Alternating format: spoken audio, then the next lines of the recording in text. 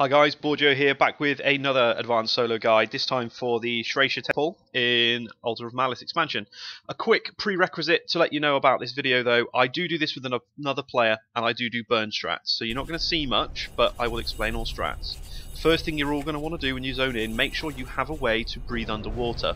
So if you are not with a priest, grab a totem of the otter, you only need one, but you're going to need it for one boss, particularly if you have low DPS. So this instance has 5 bosses in total, and 2 of which you're going to need to follow strats if you aren't capable of burning them before they can do anything. The other 3, you can burn them and ignore strats, but it just gets slightly more difficult if you do. So I'm going to take some time just to clear a bit of trash in the entrance zone, just to explain that the first boss dies within a couple of seconds of pulling. When we do it here. However, he does have strats, and the reason that he dies so fast is I'm actually here with another live player. That's my first major piece of advice for this instance, guys. This is probably the hardest out of all of the advanced solos. If you just want to make it as painless as possible, bring another live player, preferably one that can heal, or if you're a healer yourself, bring somebody that can DPS. So I'm on my raid main at the moment, my warlock, and I actually have my wife, Mrs. B, she's playing on her warden. She was going to bring a troop, which would have been fine. We could have demonstrated you can do it without a healer, but it is much more awkward without a healer. So she's on a warden.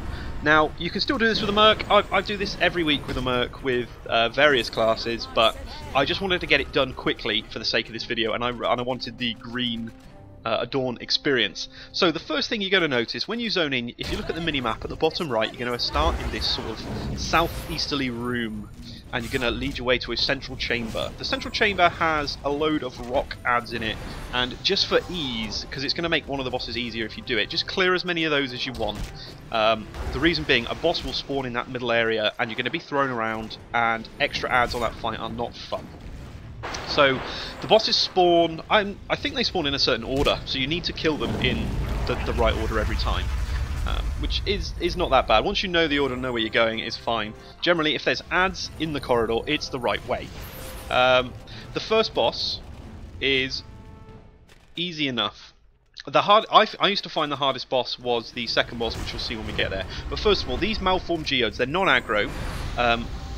The best thing to do is to pull them and kill them. If they have a debuff, which has just disappeared, but basically every malformed geode you pull, you can see I've got 4 stacks of the debuff now, reduce the healing by that much on you, that percentage. So if you pulled them all, you'd end up with like 20-25% less healing received.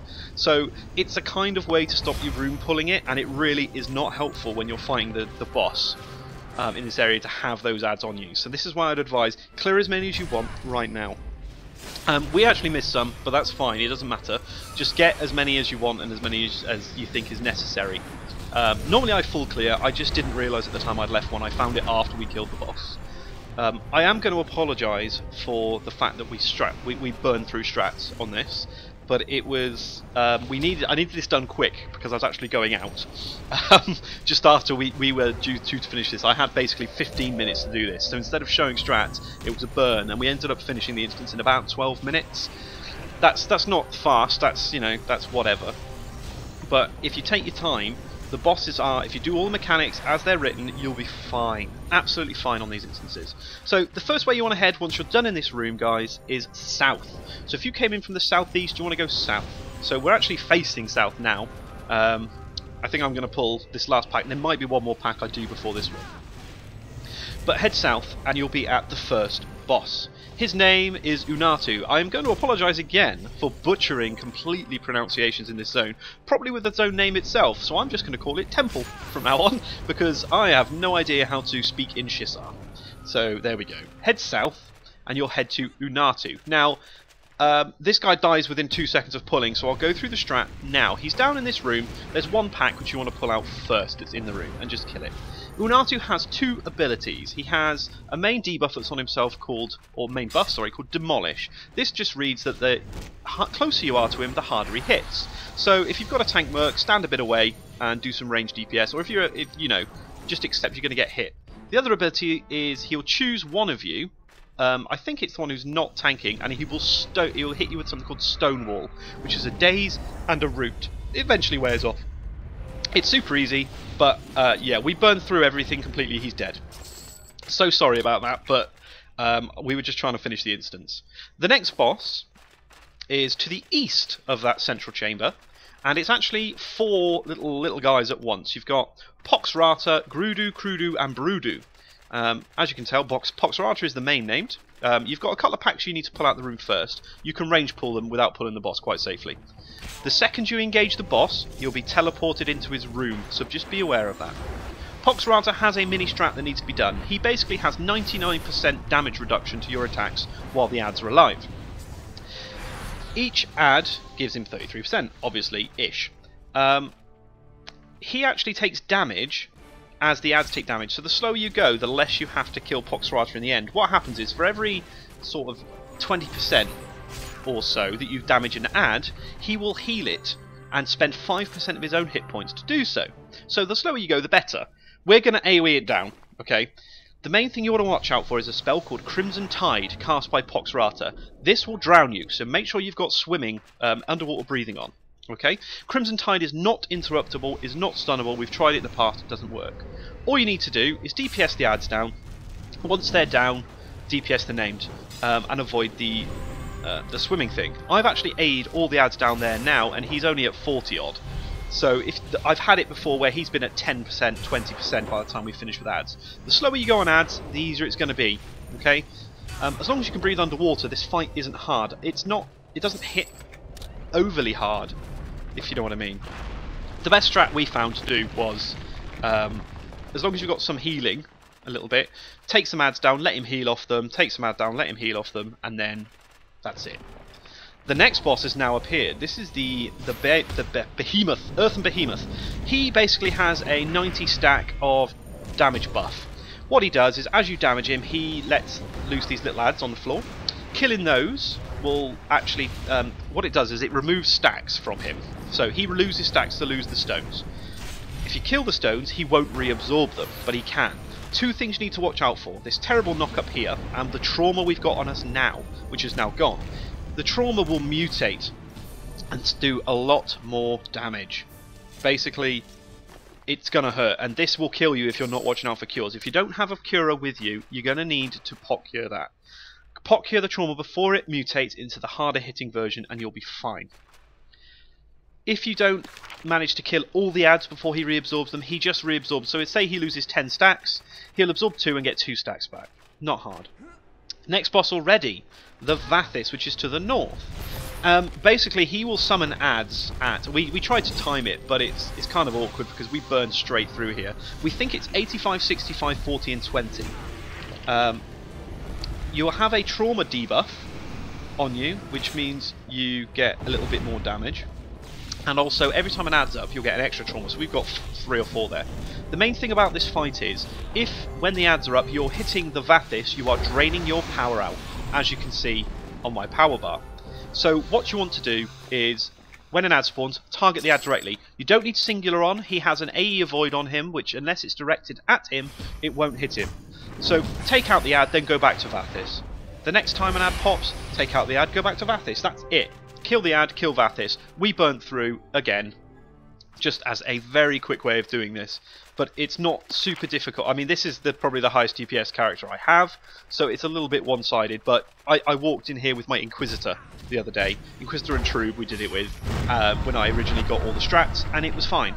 It's not hard. The healing was really non-existent. I was throwing basically Inquisition for any Inquisitors out there. I was using Inquisition and then writing down the strats while Inquisition healed all the damage, which is not... it wasn't tremendous.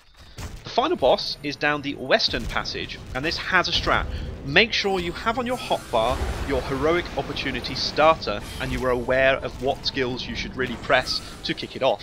I would hope most of you know about Heroic Ops. Scouts, you should always be using it anyway, for Swindler's Luck, for hit rates. But here we are, Cavis. When you pull him, after 4% he will go immune, and he will teleport away, and he will summon 3 ads on the platforms to the above us. What you want to do is click the teleporter and get teleported up to his platform as well. There we go, he's already going. Now, these ads at the top will not move. They will be rooted. What you need to do is position yourself against a wall, because what you have to do to free these things is you need to complete a Heroic Opportunity on them. What I'm doing here is we're actually waiting for my partner to make it over to our platform. You'll notice we have an arcane. Cure that. It reduces your max hit points every time you use the teleporter. But you don't have to use the teleporter to get onto these platforms. We did for the first one, and I'm just waiting for Honey to make it over to me before we demonstrate how, here she is, she's made it, how the other ways you can do this. So, do your heroic up, here I am, and he will be freed, but you will get kicked back when it's done. There's the kick, so make sure you're against this wall. I like this corner. Now you kill it, that's all. If you don't want to do the heroic op, the ads take 95% less damage from certain schools, so you're going to be there for a while. Now, how you get to the other platforms is, there's a couple of ways. You can either click the teleporter again, cure yourself, and hope you went the right way. Another way is to kill the ads which appear down the bottom. This ad, depending on which ad you kill, so this one spawns in this corner. If you kill this one, water will appear in this corner. What you do need to watch with the ads is they will summon bubbles on the ground. If you're stood in those bubbles, it will really mess up your day. So don't stand in the bubbles. The water has appeared, swim to the top of the water column and then walk forward to the platform you want. So we've made it to the middle platform. Something else you can do with this middle platform is, if you were firstly teleported to a side platform, you can actually ranged combat art this down if you're a priest or a mage. If you're a scout or a fighter, you're still going to need to make your way over here.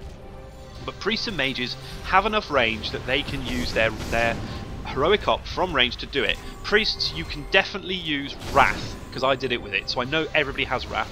Mages, any spells you can hit him with.